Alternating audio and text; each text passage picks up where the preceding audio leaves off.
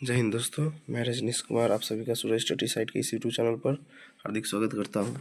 आशा करता हूं आप सभी स्वस्थ होंगे और आपकी पढ़ाई अच्छी चल रही होगी। तो जैसा कि आप लोग जानते हैं, हम लोग अभी भारतीय संविधान की प्रस्तावना को कंप्लीट किए हैं तथा उसका अब हम लोग MCQ सॉल्व करेंगे। ठीक है, तो चलिए हम लोग का पहला प्रश्न है, भारतीय संविधान की प्रस्तावना को आत्मा किसने कहा।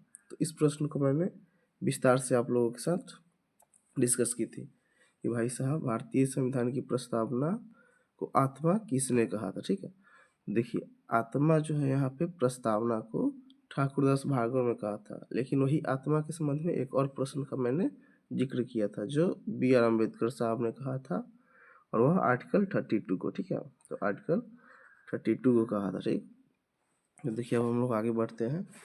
यह प्रश्न हो गया हम लोग का। इसके बाद आगे देखते हैं प्रस्तावना में कुल कितनी बार संशोधन किया गया है। तो इसको भी मैंने आप लोगों के साथ डिस्कस किया था कि भाई साहब प्रस्तावना में कितने बार संशोधन किया गया है। तो प्रस्तावना में कुल 1 बार संशोधन किया गया। ठीक है, 1 बार। ठीक, अब अगले प्रश्न में चलते हैं। तो प्रस्तावना में किस वर्ष संशोधन किया गया है। तो इस प्रश्न को भी मैंने आप लोगों के साथ डिस्कस किया था कि जब इंदिरा गांधी के समय में जो है प्रस्तावना में संशोधन किया गया था, और कब, तो 1976 में। ठीक है, 1976 में प्रस्तावना में संशोधन किया गया था। कुल संशोधन 1 बार किया गया है। अब आगे का प्रश्न हम लोग देखते हैं। हम लोग का नेक्स्ट प्रश्न आ जाता है, प्रस्तावना में किस संविधान संशोधन द्वारा बदलाव किया गया। तो भाई साहब प्रस्तावना में किस संविधान संशोधन के द्वारा जो है बदलाव किया गया था। ठीक है, तो 42वां संविधान संशोधन। कौन सा संविधान संशोधन, तो 42वां संविधान संशोधन।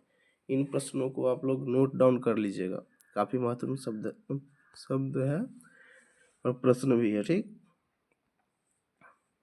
देखिए अब 42वां संविधान संशोधन द्वारा किस शब्द को नहीं जोड़ा गया था। तो मैंने आप लोगों को बताया था कि किन किन शब्दों को जोड़ा गया था, जिसमें धर्मनिरपेक्ष, अखंडता तथा समाजवादी। ठीक है, समाजवादी। ठीक, धर्मनिरपेक्ष, अखंडता तथा समाजवादी शब्दों को जोड़ा गया था। ठीक है, तो किन शब्दों को नहीं जोड़ा गया यहाँ पे हम लोग को नहीं देखना है। तो इसमें आ जाएगा हमारा लोकतंत्र। ठीक है, तो 42वां संविधान संशोधन द्वारा किस शब्द को नहीं जोड़ा गया, तो लोकतंत्र हम लोग को बताना है, क्योंकि 3 ही शब्द को जोड़ा गया था। ठीक है, अब नेक्स्ट प्रश्न पे हम लोग आते हैं।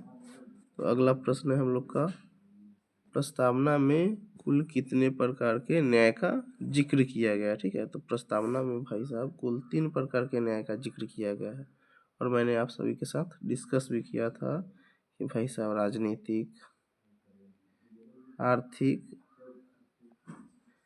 तथा सामाजिक न्याय का जिक्र किया गया है। ठीक, आर्थिक तथा सामाजिक न्याय का 3 प्रकार के न्याय का जिक्र किया गया है।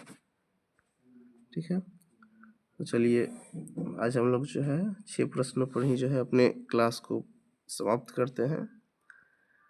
अगर आपको अच्छा लगा हो तो वीडियो को लाइक कीजिएगा, चैनल को सब्सक्राइब कीजिएगा। तो जय हिंद।